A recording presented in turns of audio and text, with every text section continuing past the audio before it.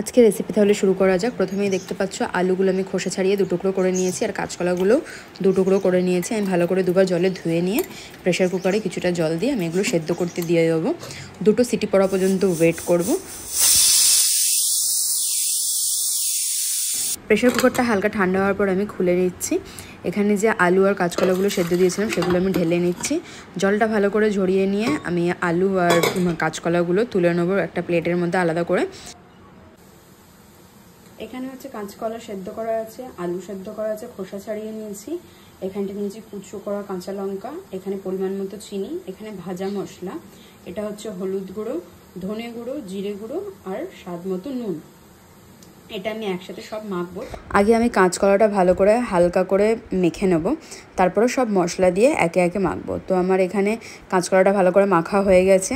এরপরে হচ্ছে আমি আলুটাও মেখে নিয়েছি, তার সাথে সাথে সব মশলাগুলো আমি মিশিয়ে নিলাম। আমি গরম মশলা দিতে ভুলে গেছিলাম, ওর উপর থেকে একটুখানি গরম মশলা দিলাম। এর মধ্যে দিয়ে দেবো কিছুটা চালের গুঁড়ো।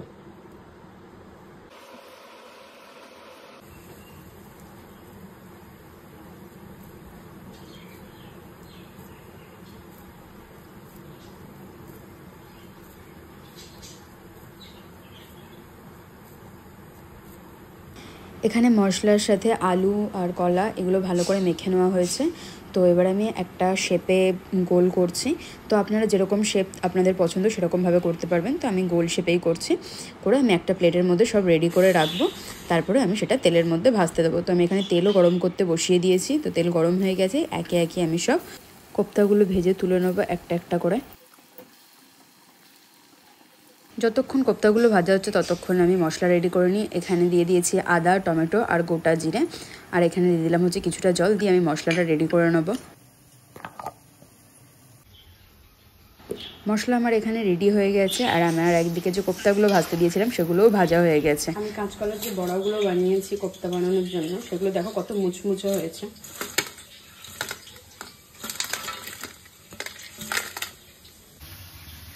আলুগুলো এখানে ভাজা হয়ে যাচ্ছে, এবার তুলে নেব।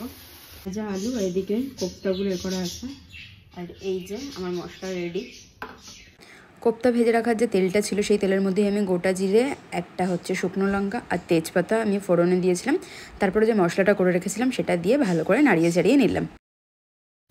মশলার মধ্যে দিয়ে দিলাম হচ্ছে গুঁড়ো মশলাগুলো। এই হচ্ছে হলুদ গুঁড়ো, জিরে গুঁড়ো, লঙ্কা গুঁড়ো, দিয়ে দিলাম 1 চামচ নুন। সব কটা একসাথে এবার মিশিয়ে দিচ্ছি।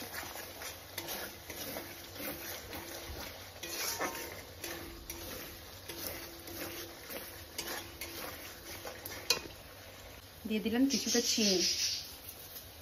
আমার মশলা কষানো হয়ে গেছে, ভেজে রাখা আলুগুলো দিয়ে দিলাম। আলু আর মশলাটা ভালো করে মিক্স করে নিলাম। এটাকে কিছুক্ষণ কষাবো। এখানে আলুটা কষানো হয়ে গেছে, তেল ছেড়ে দিয়েছে। আমি এখানে 1 বাটি মতো জল দিয়ে দিলাম।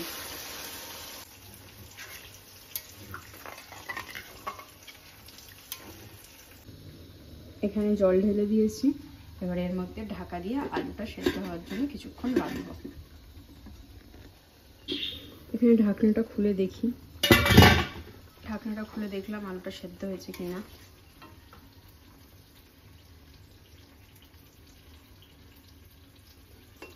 আলুটা সেদ্ধ হয়ে গেছে, ঝোলটা ফুটছে।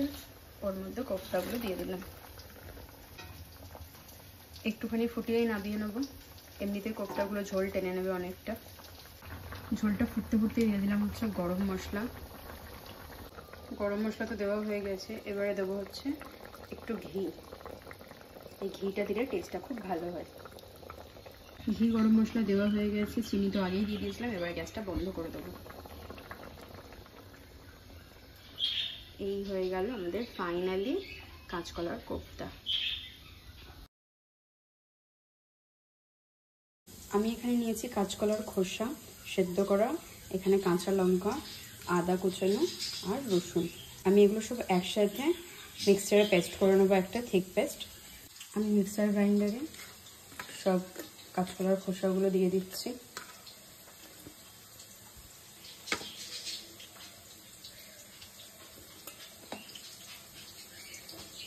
মধ্যে দিয়ে দেবো কাঁচা লঙ্কা,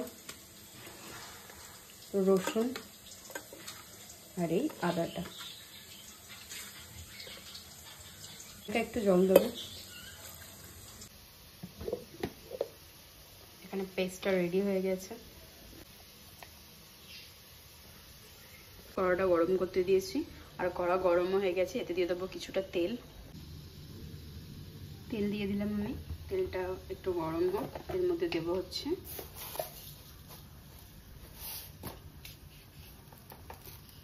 কড়াই তেল দিয়েছি, তেলটা তো অনেকটাই গরম হয়ে গেছে। এর মধ্যে দেবো হচ্ছে একটু কালো জিরে।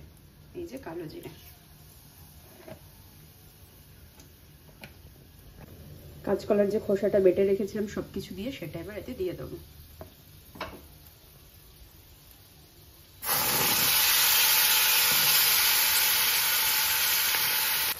আমি এখানে দিয়ে দিলাম গুঁড়ো মশলা, হলুদ, তারপরে দিলাম 1 চামচ নুন,